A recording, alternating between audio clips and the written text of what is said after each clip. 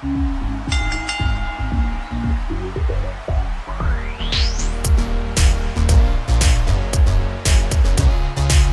to a special episode of Sound Off Extra here on the official YouTube channel for the Solomonster Sounds Off Wrestling Podcast, which you can listen to full episodes of each and every week, typically on Sunday afternoons on the Solomonster.com, Stitcher Radio, or in iTunes. This is the official review for the go-home episode of Monday Night Raw, 6 days before the 2014 Royal Rumble, last night in Dayton, Ohio, marked by the big return of Dave Batista, his first appearance back on Raw in nearly 4 years.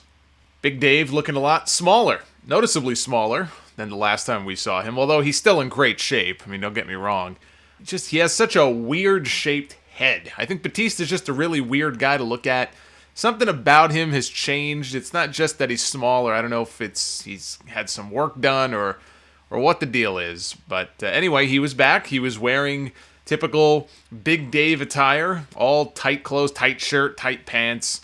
You know, at least he ditched the Village People leather vest he was wearing when he was a heel the last time he was on TV feuding with John Cena. Show opened with Randy Orton confronting the Authority. As always, Randy Orton was pissed off. I think he was born pissed off. Stephanie gives him a dressing down. Triple H gives him a dressing down. We've seen this a million times before, where the Authority takes Orton to task for one thing or another, and then in the end, they stand united. So I think we've seen this so many months in a row now, it's gotten kind of stale at this point. And this all built to the return of Batista. Orton had interrupted his grand return. So out comes Batista, and he is a man of few words. He looks at Randy Orton and makes it very clear, I am back to win the Royal Rumble, to headline WrestleMania, and to win the WWE Championship. So deal with it. That's what he tells Orton. And the crowd loved him. I mean, the crowd reacted big to Batista. Not as big as you might think, considering they've been building his return for a month now, and the guy's been away for 4 years. But then again, Dayton, Ohio is the same city where Bret Hart made his big Raw comeback after 12 years away. And he didn't get nearly the reaction I expected. Although 12 years is a long time, I guess. You know, you got a lot of kids now. A lot of people maybe don't know who Bret Hart is. So I guess it's understandable. But one of those deals where I think if it was in a different city, and not just New York or Chicago, there are other cities, perhaps Batista would have gotten an even bigger reaction. But still, a lot of people very happy to see Big Dave back. I'm happy in that it's nice to have another big name on the roster. It gives them a little bit more depth. You know, they've got Cena and Orton and Punk and Bryan, who's been demoted a little bit of late. And after that, the well starts to run dry. Kane's not even really wrestling anymore. Brock Lesnar is part-time at best. Big Show goes from main eventer to mid-carder, you know, interchangeably from one week to the next. So it's good to have another big name back in the mix, even if I'm not overly enthusiastic about the idea of him winning the Rumble this year. We have the Shield. Actually, let me back up a little bit here. The other big storyline about this show last night was John Cena, who was very upset, or so we were led to believe, after his father was beaten up by Randy Orton the week before. Mr. Cena had his orbital bone cracked, fractured, whatever the story is. And you would think, you know, a guy who had his father beaten up by his sworn rival would show up this week and would just want to tear this guy to shreds, and he would get on the mic and he would threaten his life. And suffice to say, we didn't get any of that on this show. We'll get to Cena a little bit later on. We were told that they had a camera set up in the back of the building. John Cena had not yet arrived, but Randy Orton would be able to see when Cena did in fact show up, and they would cut back to this camera at different points during the show, and they made a Kofi Kingston-Randy Orton rematch for the main event. We had the Shield beating Big E Langston, Cody Rhodes, and Goldust in a six-man tag after Seth Rollins curb-stomped Langston to hell and pinned him. So wicked finish. Really, really cool stuff. And very surprised that they would put Langston in the position to take the losing fall in this match to Seth Rollins, of all people. Not that I have a problem with it. I'd like to see Rollins booked stronger than he has been in the past. Really, it's hard for me to even say that Seth Rollins has been booked as the weak link of the Shield, because Dean Ambrose, when you think of his win-loss record, I can't even remember the last time Ambrose won a match or got the pin in a Shield six-man. I mean, maybe it happened recently. I just don't remember. But he is, if anything, I think he's the one who usually takes the losing fall whenever those guys go down in certain matches. So Rollins is not the worst booked member of the Shield, but I think almost by default, people have big thoughts and big hopes for Ambrose as a heel on his own eventually, and Reigns as this big babyface once the big split happens. And Rollins in the discussion sometimes gets lost in the shuffle, so it's nice to see him get put over strongly like he was here. And like I said, the finish just looked badass. The Superman punch by Roman Reigns to Cody Rhodes was just a thing of beauty. I love the Shield. It's just so much fun to watch. I am sure we will see some cracks in the armor in the Rumble match. All three men are in the Rumble on Sunday, but let us hope they keep the slow burn going until WrestleMania. They should not do the inevitable Shield split until WrestleMania or the night after on Raw. So let's hope they can hold out. Daniel Bryan on Raw to explain his actions last week, breaking away from the Wyatt family. He had a plan, he says. It was a ruse all along.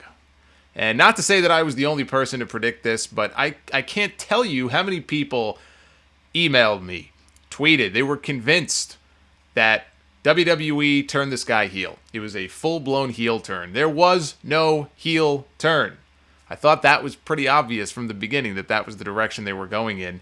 And while I do think they blew this off a lot earlier than they had intended to, hopefully what we saw last night with him, the explanation he gave, hopefully that was going to happen anyway and they didn't just completely change their minds. No doubt, though, the whole thing was rushed, but probably for the better. I mean, that storyline was just... It wasn't a storyline that Daniel Bryan, as one of the most popular guys in the company, should be in. He should not be positioned as a guy who is under the mind control, of somebody else on the roster. He needs to, think for himself. He needs to act like a top babyface. And so he explained it was very hard. He had to keep it from everybody, his family, his friends. Nobody knew. It was almost like he was a mole on the inside trying to expose the Wyatt family. And once he got Bray all to himself inside the cage, that's when everything unfolded and we all saw what happened last week.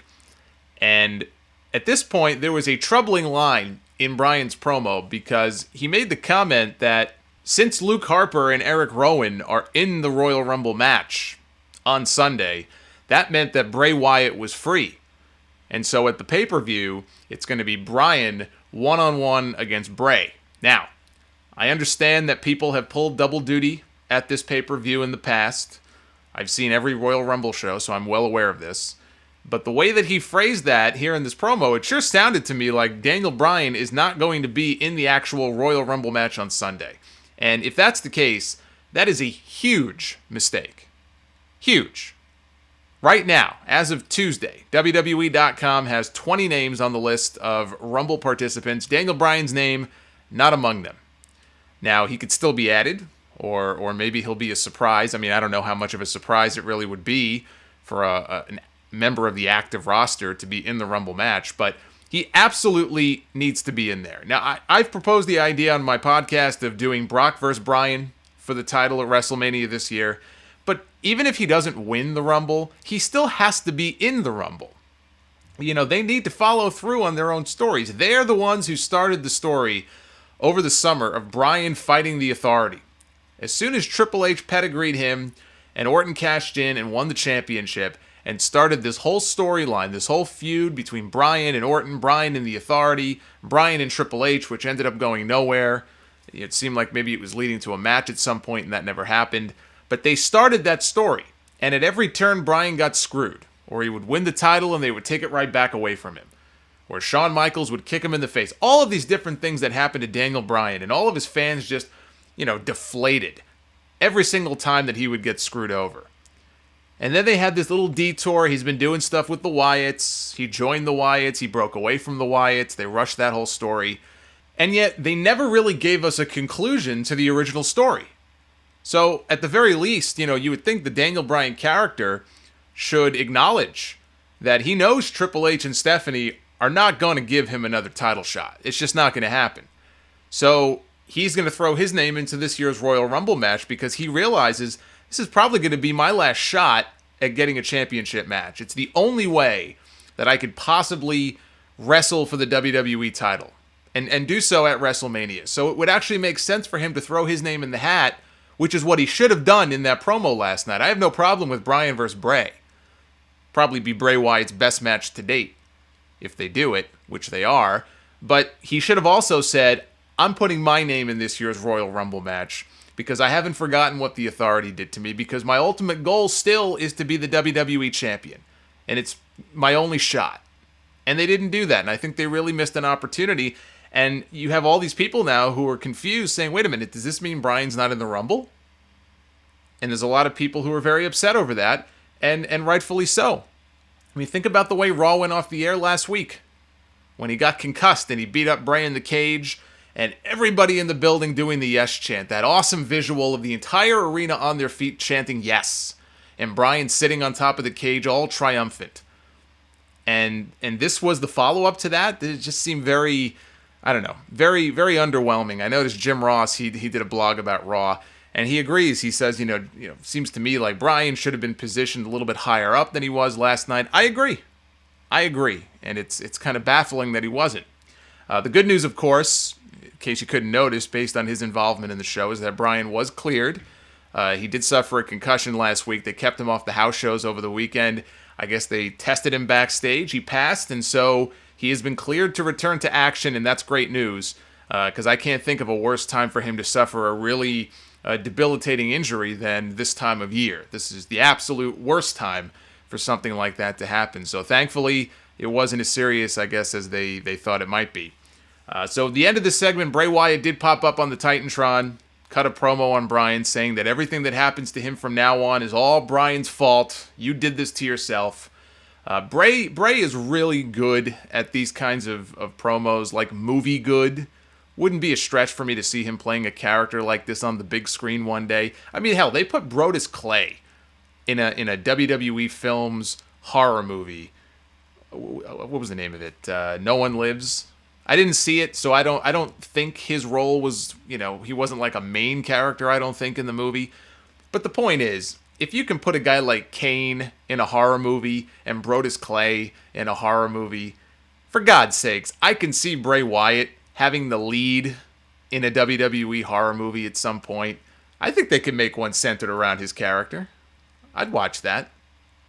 We had Fandango beat Xavier Woods in basically a nothing match. I mean, literally less than a minute this match went. Too short to mean anything at all. JBL did have one golden line. He said, he was talking about Xavier Woods. He said, I said to Xavier, why would you steal Brodus Clay's character? Why wouldn't you steal Cena or Orton's? And I thought to myself, you know what? Guy's got a point. I don't know what Randy Orton's character is, other than a wooden puppet. I don't know, but it's true. Why wouldn't you steal somebody else's gimmick a little bit higher up on the card?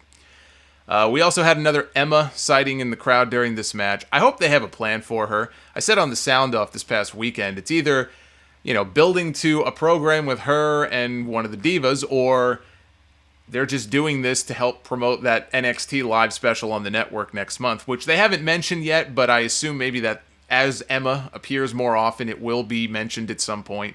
I hope it's more than just that. Emma and Paige are both more than ready to be on the main roster. I don't know about you guys. I have nothing wrong with any of these women. I'm sure they're all very nice.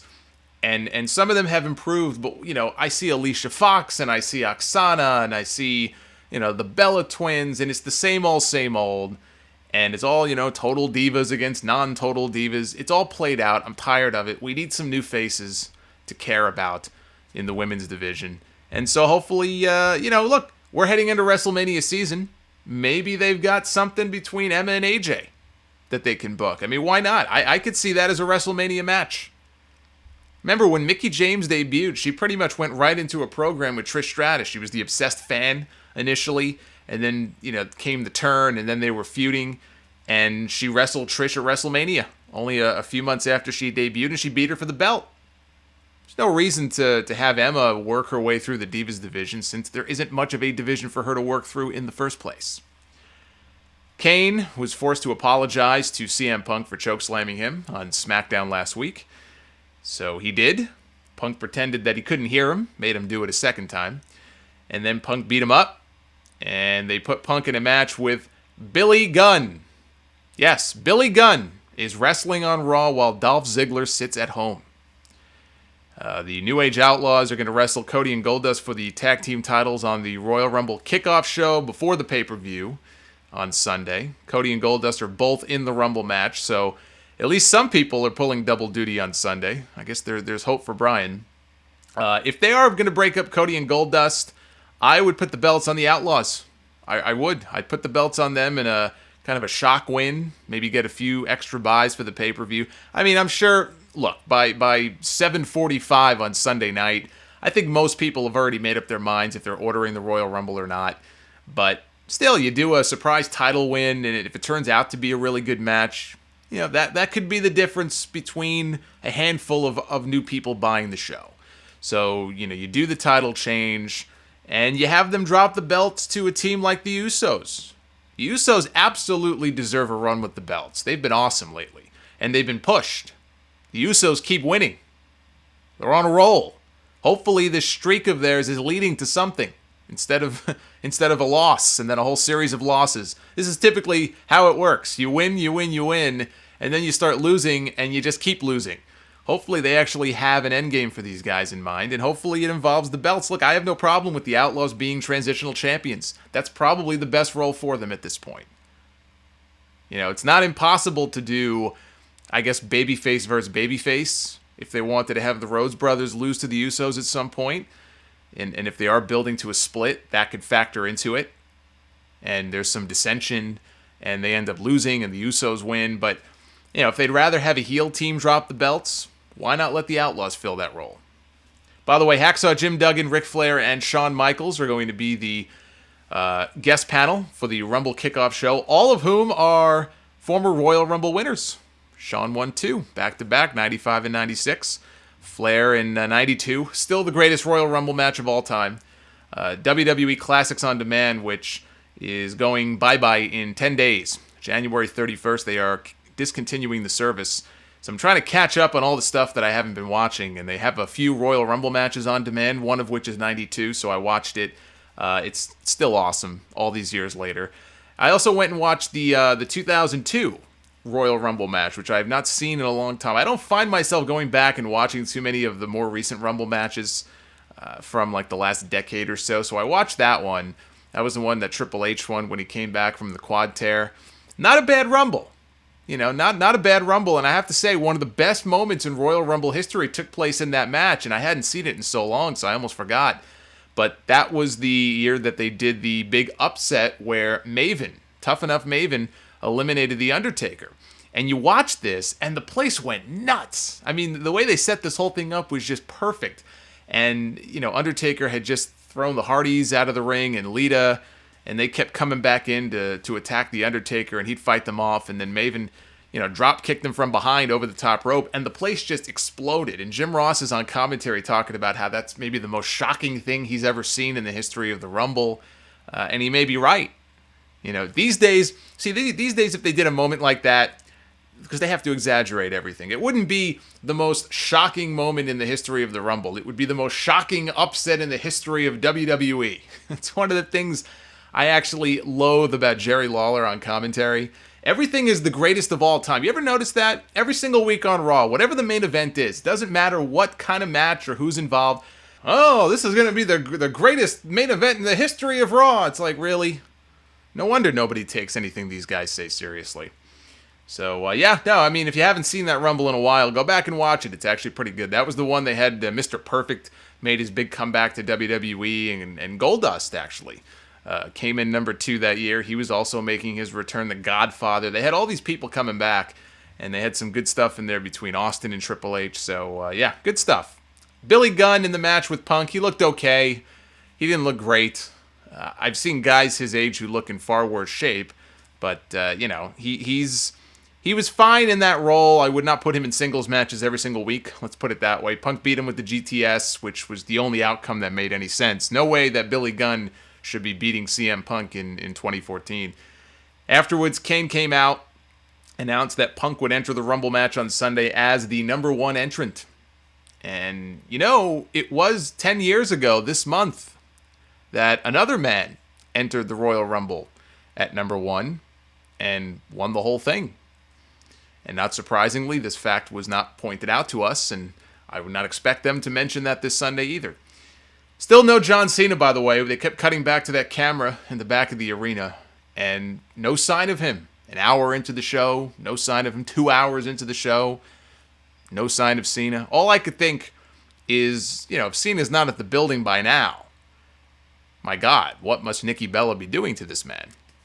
And my mind started to wander, and then I had to refocus on the show. Alberto Del Rio beat Rey Mysterio. Long match. I don't know how. I didn't count. I didn't do a stopwatch for this one, but a very long match. Beat him clean with the cross arm breaker in the middle. Batista came out. Of course, Del Rio's been talking crap about him for weeks. They mentioned the Twitter war. That's the new thing. Everyone's in a Twitter war. Sounds so uncool. See, that's one thing the Attitude Era has on this generation. Back in the day, there were no Twitter wars. If you had a problem with somebody, you went up to them and you smacked them in the face and you hashed it out in the middle of the ring. I can't imagine back in the day, Stone Cold and Triple H, they've had this Twitter war over the weekend. It's like, really? Why don't you cut the guy's balls off while you're at it? It's the one big difference from then and now. It just doesn't seem very tough. So Batista comes out and Del Rio gets in his face. Gets laid out with a power bomb. Not exactly a Batista bomb. Batista bomb, it's a sit-out power bomb, but Big Dave was wearing pants that were about 5 sizes too tight for him. So I think if he would have done the Batista bomb, he probably would have torn his groin, and that would not have been good. They aired a Mae Young tribute video. I think it's one of the 2 they put up on .com last week. Really, really good stuff. That video made me smile as I watched it. So if you didn't see it, it's worth going out of your way to watch. Just really, really good stuff. Then we had face-to-face Brock Lesnar and The Big Show. Brock came out with Paul Heyman. Teased going into the ring. Did what every good heel would do. Turned back around and walked to the dressing room. And Big Show called him back out. Brock did come back. And they did another deal where Brock was overcome by the size and strength of the Big Show. The Big Show was just throwing him around like a little baby, and Brock had him in the corner. He was trying to, he kept giving him a series of shoulder blocks. Big Show just lifted Brock over the top rope and recklessly threw him out to the floor. Scary bump. But Brock is great when it comes to taking bumps like that. I've said it before. It's one of the things I love about him is that he's this big, mean dude who has no business taking some of the bumps that he does, but when he takes them, it just makes things that much better. So he was bouncing around for Big Show. Brock was pissed. He was smashing things at ringside, throwing monitors, smashing steel chairs.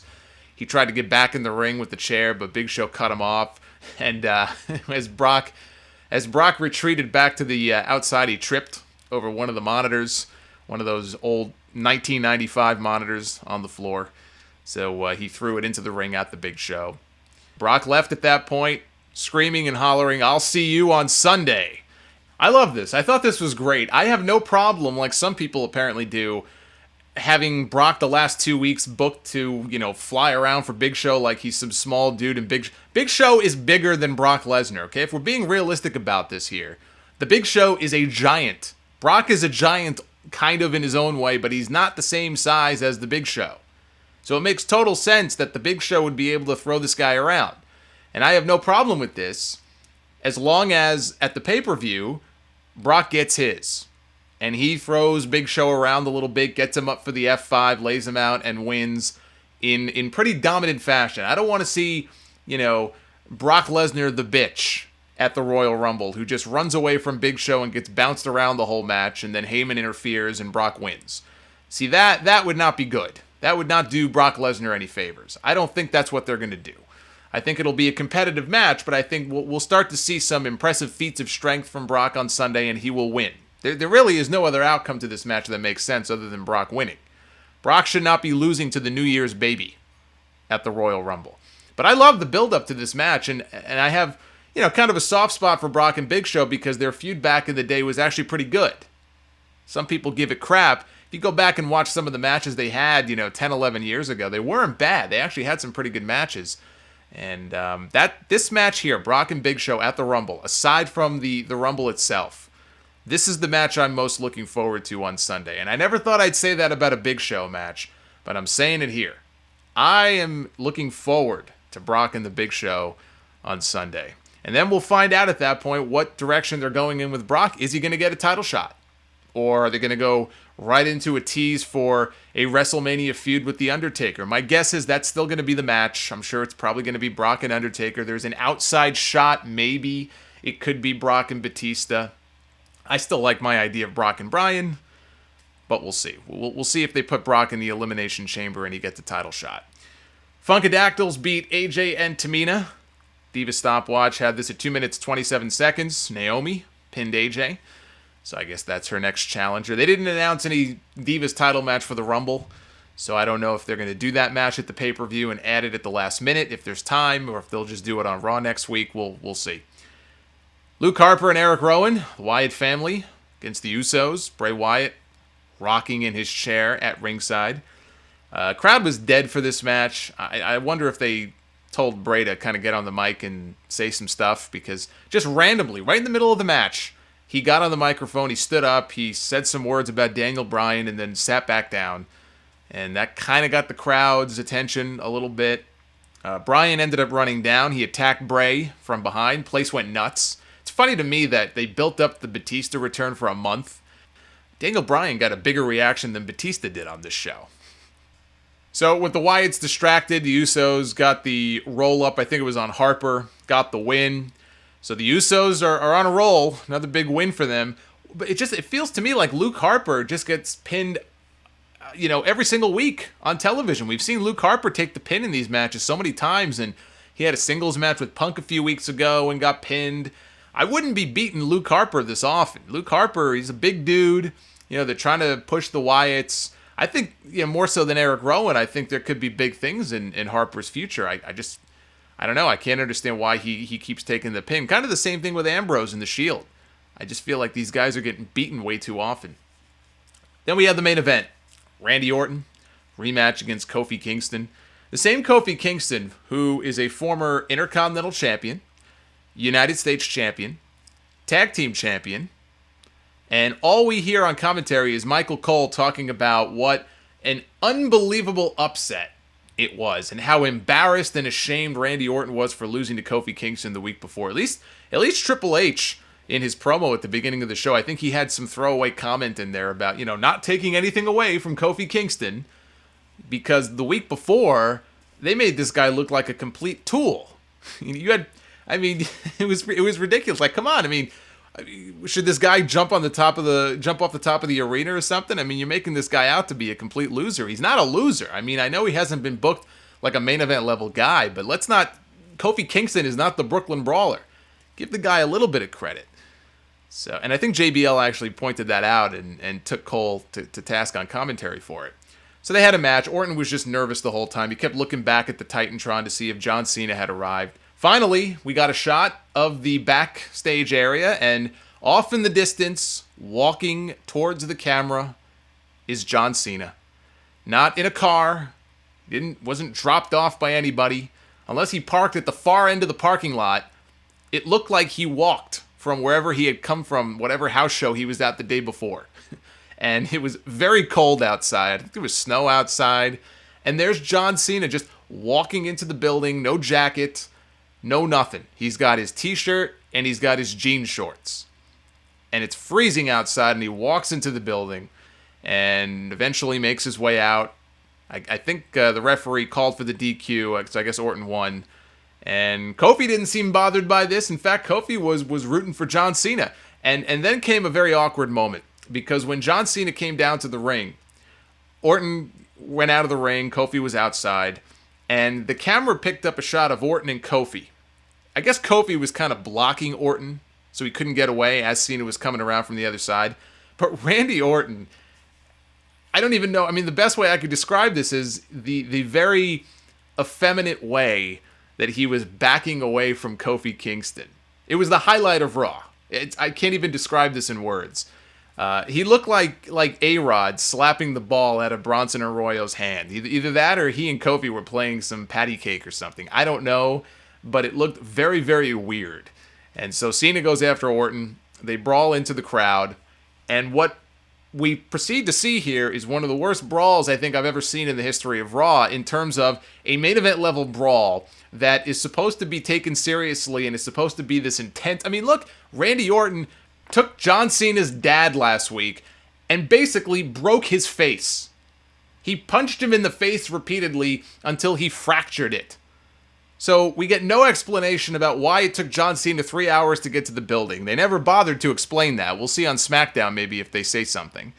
And Cena never even cut a promo. Now, I know that could be hit or miss with John Cena. I am no fan of John Cena when he cuts comedy promos. But John Cena has also cut some pretty damn good promos when he has to. And this was a moment where he needed to cut a really heartfelt, intense, personal promo that basically, in so many words in PG, said, "I'm going to kill you on Sunday for what you did to my dad. It's not just about the title anymore. Yes, I want my belt back, but it's not about that. This is personal. This is about family. And on Sunday, your ass is going down." That should have been the gist of his promo. Never even got to say a word. He came out, they brawled into the crowd, and it was just like it was a bunch of weak-looking punches, and then Orton just scurried away. They went all the way up the stairs to the very top of the arena. They went through, I think, the window of one of the suites, and Orton went out of the building and into what appeared to be, unless he pulled it over, a waiting SUV, and drove off. And there's Cena, probably in 10-degree weather without a shirt on and wearing jean shorts, standing there, hands on his hips, and he just comes back into the arena and slaps hands with all the fans all the way back down to the ring, and he poses and they go off the air. So that was the ending for the go-home show to your second biggest pay-per-view of the year, the Royal Rumble. I'm not really a fan of overusing the ending where everybody comes out and brawls. They've done that so many times before. So in a way, I was kind of happy they didn't end Raw that way, just because we've seen it done so many times. But that's the way you end Raw on Monday night, coming off that angle 6 days before the Rumble. I don't see how that ending could get anybody excited for the Cena-Orton match.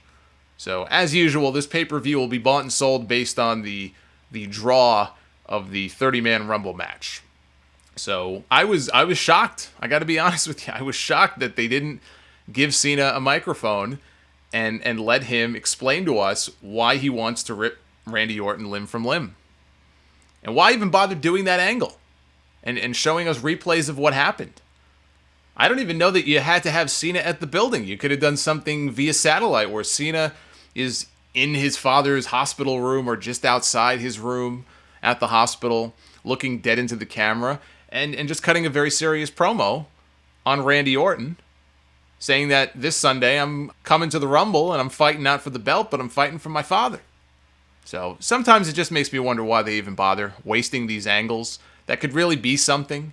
He beat up the guy's dad. I know John Cena Sr. has been beaten up numerous times before. He's been beaten up by the same person, in fact. Orton's beaten him up. Edge beat him up once.